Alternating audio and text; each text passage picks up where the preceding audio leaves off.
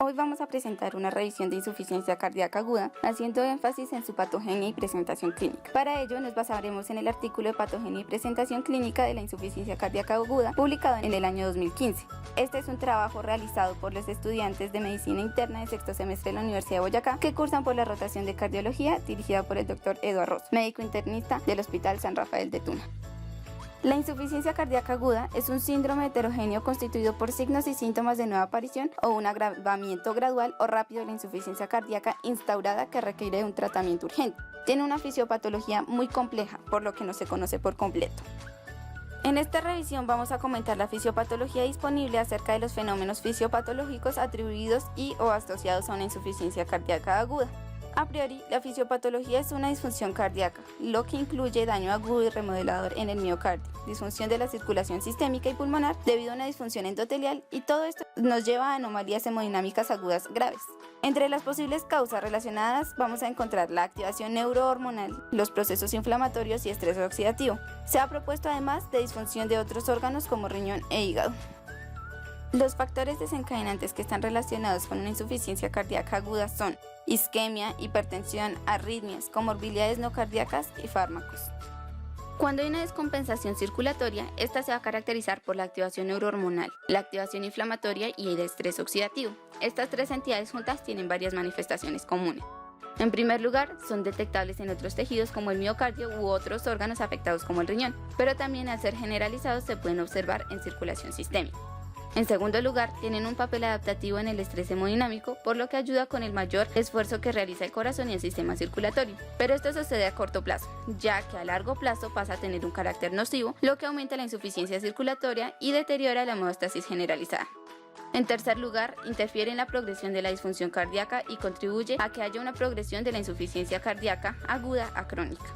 Se considera que estos son factores predictivos negativos, ya que predicen la mala evolución y hospitalizaciones, además pronostican un aumento de mortalidad a corto y largo plazo. La activación neurohormonal va a depender de la activación del sistema renina-angiotensina-aldosterona, el sistema nervioso simpático, arginina, vasopresina, endotelina 1, adrenomodulina y el sistema de péptidos natriuréticos. La reacción inflamatoria asociada a la insuficiencia cardíaca aguda incluye la activación de la respuesta inmunitaria innata, aumento de la expresión de mediadores proinflamatorios como lo son el factor de necrosis tumoral, interleucina 1 y ST2, se activa el sistema de complementos, se producen anticuerpos, hay sobreexposición de moléculas de complejo mayor de histocompatibilidad y así como moléculas de adhesión. El último sistema neurohormonal del que vamos a hablar es el estrés oxidativo, que se asocia a un exceso de especies moleculares de oxígeno reactivas que en uno de los casos reaccionan con el óxido nítrico, alterando la señalización fisiológica y conducen a la producción de moléculas tóxicas y reactivas como el isoprostano. Luego, aumenta el catabolismo de las purinas, que aumenta la actividad de la xantina oxidasa y por lo tanto las concentraciones séricas de ácido úrico, y hay un aumento en la liberación de mieloperoxidasa por parte de los neutrófilos y monocitos activados. Todo esto está bien descrito para la insuficiencia cardíaca crónica. Sin embargo, no hay alguna prueba sólida que este sea el mismo mecanismo para el de la insuficiencia cardíaca aguda. Dentro de las anomalías observadas en el miocardio, encontramos la disfunción cardíaca observada en los pacientes con insuficiencia cardíaca, en la cual su carácter varía entre disfunción sistodiastólica, corazón izquierdo-derecho. El factor desencadenante va a ser la isquemia, inflamación, hipertensión y el curso clínico empeoramiento rápido o gradual. Las anomalías observadas en el miocardio durante la insuficiencia cardíaca muy probablemente se deben a los fenómenos antes mencionados como activación neurohormonal, activación inflamatoria y estrés oxidativo. En la disfunción miocárdica se van a presentar dos patrones determinados por el tiempo, que son el patrón agudo y el patrón crónico, que finalmente, por medio de los mecanismos de compensación, nos van a llevar al desarrollo de la insuficiencia cardíaca. En la insuficiencia cardíaca puede haber alteraciones durante la sístole, durante la diástole o en ambas. Las alteraciones de la contractilidad miocárdica debilitan la contracción sistólica y el gasto cardíaco, el insuficiente vaciamiento ventricular, una dilatación cardíaca y con frecuencia elevación de la presión diastólica ventricular. Diversos mecanismos auxilian al corazón para afrontar la mayor carga hemodinámica, como serían la sobrecarga de presión volumétrica. Estas son útiles en el corazón cuando han sufrido pérdida del miocardio o de la contracción. Los factores desencadenantes, como son una predisposición genética, sobrecarga mecánica, isquemia y otros, van a generar la actividad de señales de activación y factores de transcripción, lo que tiene como consecuencia cambios moleculares que van a impactar a nivel de la disfunción mitocondrial y del calcio. Específicamente, las alteraciones del miocardio se va a generar una desregulación del ciclo vital de los cardiomiocitos que van a influir en el desequilibrio de la síntesis o degradación de la membrana extracelular, con disminución de la energía, produciendo insuficiencia en la contracción. Además del compromiso de la función del ventrículo izquierdo, que va a generar un trastorno de llenado diastólico, depresión de la eyección sistólica, cambios en el grosor de la pared y cambios en el diámetro de la cámara, finalmente en la insuficiencia cardíaca va a ser expresada con síntomas clínicos de fallo cardíaco, hemodinámico y signos de congestión circulatoria.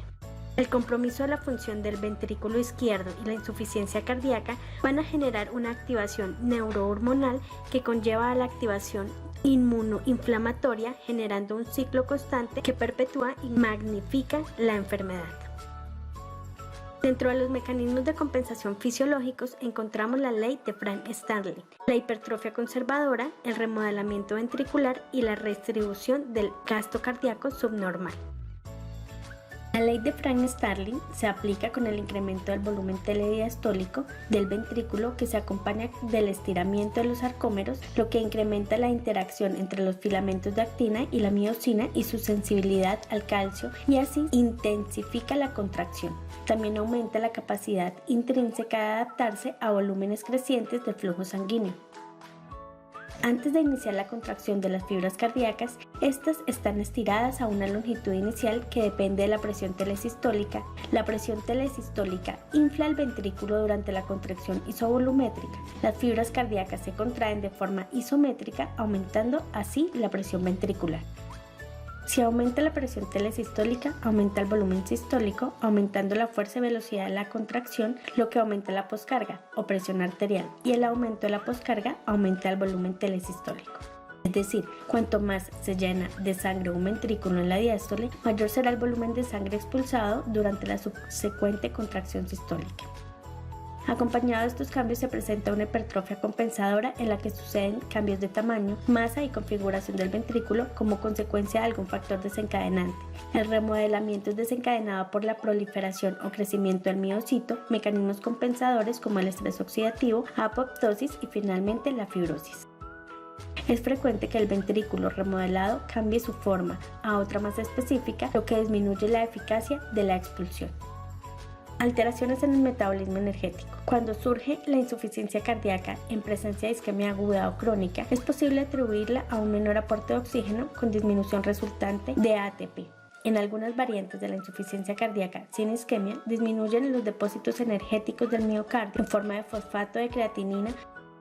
La muerte de la célula miocárdica. La muerte del miocito asemeja a la reinducción de proteínas sarcoméricas fetales, sea cual sea el mecanismo que interviene, aumenta la carga que se impone a los miocitos supervivientes y se prepara el terreno para que se perpetúe un ciclo vicioso de muerte celular repetitiva.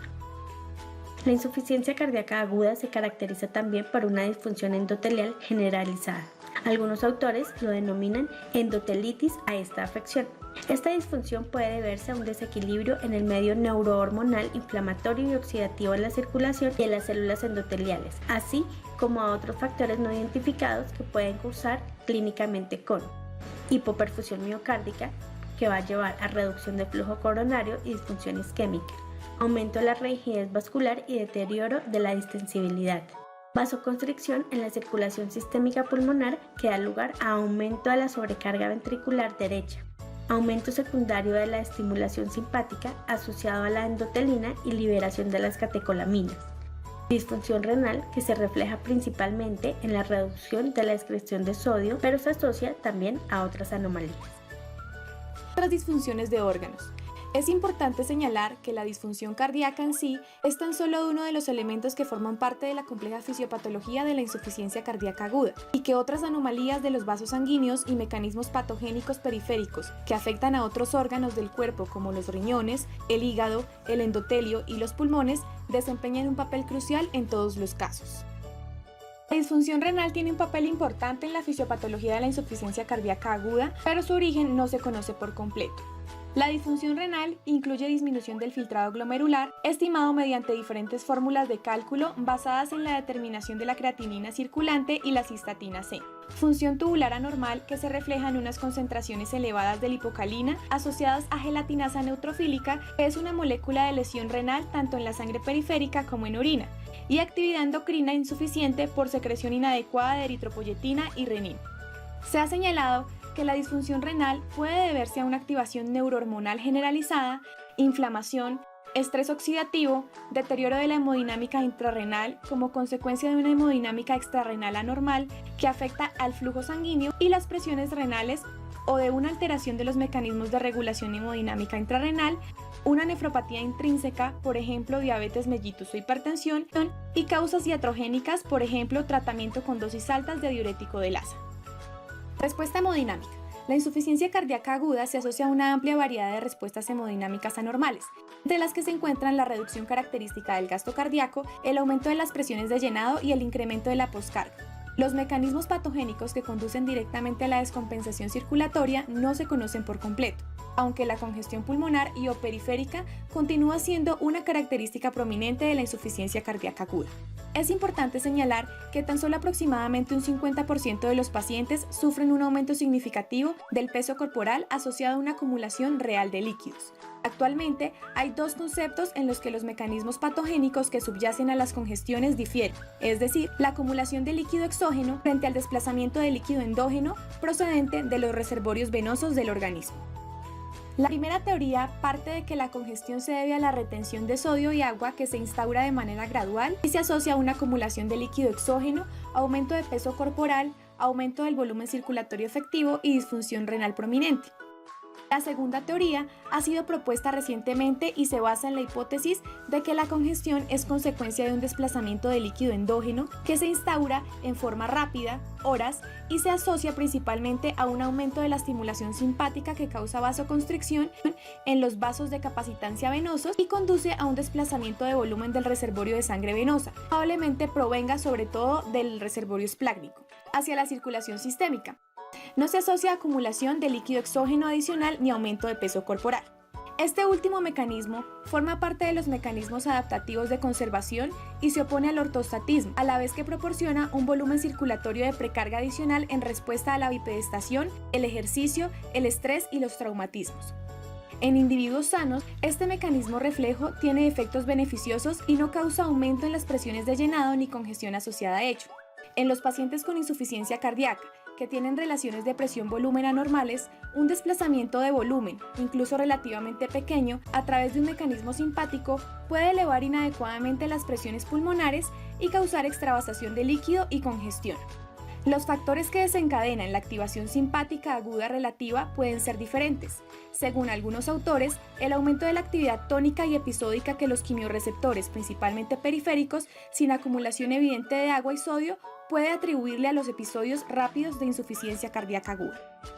La insuficiencia cardíaca aguda va a tener diversas formas de presentación clínica. Esta puede incluir una amplia variedad de trastornos clínicos con fisiopatologías y distintos factores desencadenantes subyacentes. Por lo tanto, un paciente hospitalizado con una insuficiencia cardíaca aguda puede presentar distintas manifestaciones clínicas. Durante la estancia en el hospital, el estado clínico puede ser muy dinámico, con cambios en los síntomas, signos y formas de presentación clínica. Por esto, la evaluación cuidadosa y exhaustiva de cada paciente en cada una de las fases del tratamiento intrahospitalario es fundamental para ajustar el tratamiento a la situación clínica real.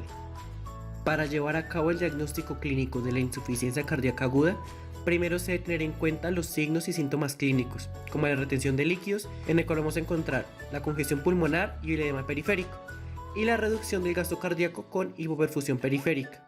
Asimismo, la identificación de si esta es una falla cardíaca derecha o izquierda. En el caso de que sea una insuficiencia cardíaca aguda izquierda, el paciente va a presentar disnea paroxística nocturna, ortopnea y dificultad respiratoria en reposo. Y en el caso de que sea una insuficiencia cardíaca derecha, se va a presentar ascitis, edema periférico y síntomas de congestión del intestino. Como segundo, se debe confirmar con las exploraciones diagnósticas adicionales adecuadas, como el electrocardiograma, la radiografía de tórax y análisis de laboratorio, estas con determinaciones de biomarcadores específicos, y el ecocardiograma. También se debe tener en cuenta la exploración física, en la cual se va a evaluar la perfusión periférica y vamos a encontrar al paciente con la piel fría, vamos a encontrarlo hipotenso, con oliguria o anuria y con mareos y confusión. Igualmente se debe tener en cuenta los signos asociados a la elevación de las presiones de llenado. Entonces, si hay una elevación de la presión de llenado izquierdo, el paciente va a presentar estertores bivasales, tercer ruido cardíaco y una respuesta anormal de la presión arterial ante la maniobra de Valsalva. Y si hay un aumento de la presión de llenado derecho, se va a presentar una elevación de la distensión venosa yugular, hepatomegalia, ascitis y edema periférico. Clasificaciones clínicas. El punto de vista de las guías recientes. Según la guía de la Sociedad Europea de Cardiología, un paciente con insuficiencia cardíaca aguda puede tener una de las siguientes formas de presentación clínica. En primer lugar, tenemos la insuficiencia cardíaca crónica descompensada, que se caracteriza porque el paciente cursa con manifestaciones características como el empeoramiento progresivo de sus signos y síntomas, edema periférico y o congestión pulmonar. Sin embargo, también puede acompañarse de una presión arterial baja asociada al deterioro de la fracción de eyección ventricular, permitiéndonos a su vez determinar un mal pronóstico. Por otro lado, encontramos el edema pulmonar, el cual es considerado por los médicos como la presentación clínica más significativa de la insuficiencia cardíaca aguda. Es característico que se presente una instauración rápida de los síntomas y que el paciente presente un trabajo respiratorio grave con taquipnea, ortopnea y congestión pulmonar. La insuficiencia cardíaca hipertensiva es otra de las presentaciones clínicas que encontramos. Esta se asocia a una presión arterial elevada, acompañada de disnea y signos de congestión pulmonar.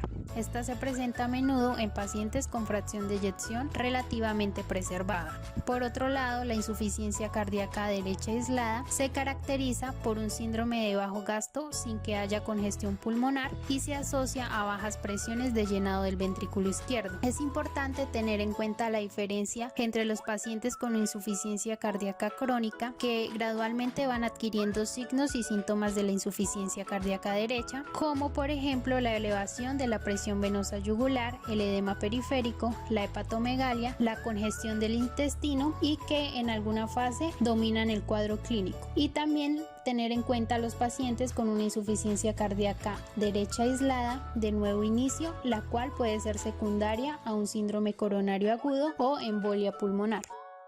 En cuanto al shock cardiogénico, este se caracteriza por una hipoperfusión periférica grave con posterior lesión de órganos diana. También es característico que se asocia a una presión arterial baja, sistólica menor a 90 milímetros de mercurio y a una diuresis baja, es decir, menor a 0.5 mililitros kilogramo minuto. En el síndrome coronario agudo complicado por insuficiencia cardíaca, encontramos que de un 15 a un 20% de los pacientes ingresados por síndrome coronario presentan signos y síntomas de insuficiencia cardíaca y otro 10% de pacientes producen insuficiencia cardíaca durante su estancia en el hospital. En el síndrome coronario agudo complicado por insuficiencia cardíaca se considera una entidad clínica distinta, caracterizada por interacciones estructurales, hemodinámicas y neurohormonales complejas que hacen necesaria la derivación urgente a una intervención coronaria y que se asocian a una mala evolución. Por otro lado, los pacientes con insuficiencia cardíaca aguda presentan a menudo liberación de troponina en una magnitud moderada que puede complicar el proceso diagnóstico. Adicionalmente, la guía de la Asociación Americana del Corazón y el Colegio Americano de Cardiología nos indican la falta de una nomenclatura ampliamente aceptada para los síndromes de insuficiencia cardíaca que requieren hospitalización. Y en vez de usar la expresión pacientes con insuficiencia cardíaca aguda, nos proponen utilizar la expresión pacientes con insuficiencia cardíaca hospitalizado, también teniendo en cuenta la siguiente clasificación en subgrupos. A. Pacientes con isquemia coronaria aguda. B. Pacientes con hipertensión acelerada e insuficiencia cardíaca con descompensación aguda. C. Pacientes en shock. D. Pacientes con un agravamiento agudo de insuficiencia cardíaca derecha. Y E. Pacientes con descompensación después de una intervención quirúrgica. Es importante señalar que estas clasificaciones, aunque permiten valorar importantes características fisiopatológicas, clínicas subyacentes y factores desencadenantes, pueden que no influyan en las decisiones terapéuticas de la práctica clínica habitual. Determinación del perfil clínico. La insuficiencia cardíaca aguda comprende una gran variedad de trastornos clínicos que van desde el empeoramiento gradual de los trastornos crónicos, como lo son el edema periférico y la disnea, a finalmente el edema pulmonar o el shock cardiogénico. Es importante realizar la caracterización del perfil clínico del paciente en todas las fases, debido a que es un elemento clave para las decisiones terapéuticas. Esta debe realizarse al ingreso del paciente en paralelo con el proceso diagnóstico. Se pueden dar los siguientes perfiles clínicos. Primero, insuficiencia respiratoria con ventilación y oxigenación periférica insuficientes. En estos casos se debe administrar oxigenoterapia y en casos más graves se puede requerir intubación traqueal y ventilación invasiva. Segundo, taquiarritmias o bradiarritmias. Ponen en peligro la vida del paciente y requieren cardioversión eléctrica urgente o el implante de marcapasos temporal. Tercero, hipoperfusión periférica. Cursa con presión arterial sistólica baja y a veces puede ir de la mano junto con un cuadro clínico de shock cardiogénico. En este caso se usan frecuentemente los fármacos inotrópicos y vasopresores y en los casos más graves se hace necesario el soporte circulatorio mecánico. Cuarto, deterioro hemodinámico. Por una causa mecánica aguda que puede ser la rotura papilar aguda de la válvula mitral o del tabique interventricular en el síndrome coronario agudo o una incompetencia valvular aguda debida a endocarditis. Y quinto, síndrome coronario agudo, como una causa subyacente a la descompensación. Este requiere de traslado urgente al laboratorio de cateterismo para la posterior reperfusión coronaria. Debido a que la fisiopatología de la insuficiencia cardíaca aguda es consecuencia del aumento del llenado ventricular y la disminución del gasto cardíaco, en la práctica se debe determinar el perfil hemodinámico. Esta evaluación se basa en evaluar el grado de congestión y de perfusión del paciente, lo cual nos permite identificar 4 perfiles. Primero, húmedo y caliente. Generalmente se dan pacientes que presentan congestión y aún tienen suficiente perfusión periférica. Segundo, húmedo y frío. Pacientes con congestión y perfusión periférica insuficiente y son aquellos que van a tener peor pronóstico. Tercero, seco y frío. Son aquellos pacientes con deterioro de la perfusión y ausencia de congestión. Y cuarto, seco y caliente. Pacientes que presentan síntomas de la insuficiencia, pero más bien con deterioro hemodinámico. Paciente con insuficiencia cardíaca aguda y congestión. La mayoría de los pacientes que cursan con descompensación de la insuficiencia cardíaca presentan signos y síntomas de sobrecarga de líquidos, y solo unos pocos presentan deterioro de la perfusión periférica e hipotensión. Por ello, el perfil húmedo-caliente es el más frecuente en el ámbito clínico. Por otra parte, el perfil caliente-húmedo llega a incluir 2 grupos de pacientes, los cuales presentan características clínicas y perfiles fisiopatológicos distintos. A continuación hablaremos de ellos. Perfil cardíaco. Se dan pacientes con antecedentes de insuficiencia cardíaca crónica, deterioro de la fracción de eyección del ventrículo izquierdo, agravamiento sintomático lento, acumulación gradual de líquidos en días o semanas con aumento de peso y signos de edema periférico, distensión venosa yugular y hepatomegalia, y en algunos casos pueden presentar presión arterial sistólica baja. Aquí se produce una retención de sodio y agua generando una sobrecarga de los líquidos corporales y el tratamiento se va a realizar con diuréticos. Por otra parte, en el perfil vascular se caracteriza por un deterioro rápido con disnea grave, signos de congestión pulmonar y en los casos graves hay signos de edema pulmonar. No hay aumento de peso y si lo hay es mínimo, y estos pacientes tienen la fracción de eyección ventricular izquierda preservada y la presión arterial sistólica puede estar normal o elevada. En este caso, la vasoconstricción va a desempeñar un papel importante y el tratamiento se va a realizar con una combinación de fármacos vasoactivos y de diuréticos. En el agravamiento de la insuficiencia cardíaca durante la hospitalización, la evolución natural de la insuficiencia cardíaca aguda puede incluir un escenario clínico caracterizado por una estabilización inicial con mejoría sintomática, seguida a menudo de un deterioro súbito e inesperado y un agravamiento de los signos y síntomas de la insuficiencia cardíaca aguda, que requiere identificar el tratamiento. Este perfil se conoce como un agravamiento de la insuficiencia cardíaca y se asocia con un resultado clínico adverso. Entre el 10 y el 30% de los pacientes con insuficiencia cardíaca aguda puede sufrir un agravamiento de la insuficiencia cardíaca durante la hospitalización, y este es un cambio relevante del estado clínico con manifestaciones clínicas diversas que van de solo deterioro sintomático a colapso hemodinámico grave con hipoperfusión periférica. Sin embargo, no se estableció todavía si se trata de una entidad diferenciada o es más bien un indicador de una enfermedad más grave en el momento del ingreso. La evidencia afirma que puede asociarse a los marcadores de lesión de órganos con consecuencias para el pronóstico a largo plazo, pero aún no se sabe si la prevención del agravamiento de la insuficiencia cardíaca pueda tener un efecto favorable en los resultados clínicos. Se debe identificar el perfil clínico del agravamiento de la insuficiencia cardíaca en la práctica clínica cotidiana y siempre se deberá tener en cuenta a los pacientes de alto riesgo. En cuanto al perfil clínico y comorbilidades, la forma de presentación clínica de un paciente concreto hospitalizado por insuficiencia cardíaca aguda a menudo está influenciada por las diferentes características de las comorbilidades cardiovasculares y no cardiovasculares.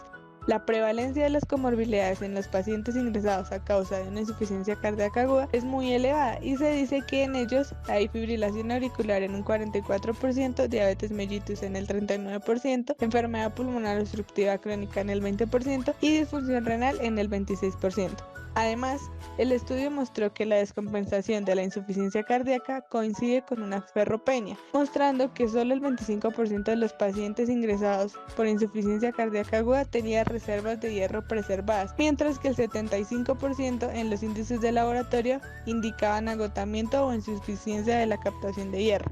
También, en el proceso de la determinación de los perfiles de los pacientes con insuficiencia cardíaca, los antecedentes de los trastornos concomitantes pueden interaccionar con el diagnóstico, el tratamiento y los resultados clínicos.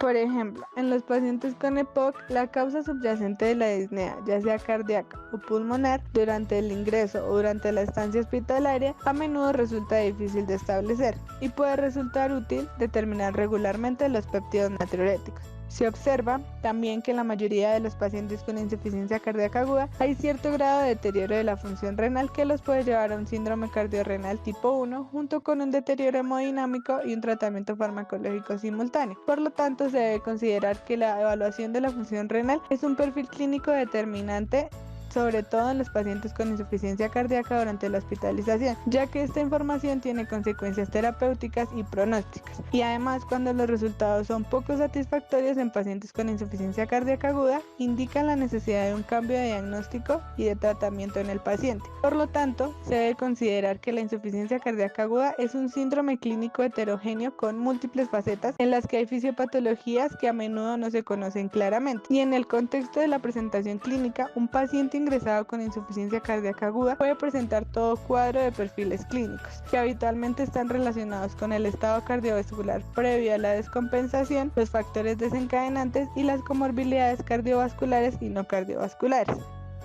Finalmente, la determinación del perfil de los pacientes de cada fase de su tratamiento en el hospital permite identificar a la población de alto riesgo y tener un abordaje dirigido que optimice el tratamiento de la insuficiencia cardíaca aguda. Si te gustó este video y quieres conocer más sobre nuestro contenido, dale manito arriba y no olvides suscribirte a nuestro canal para próximos videos. Hasta la próxima.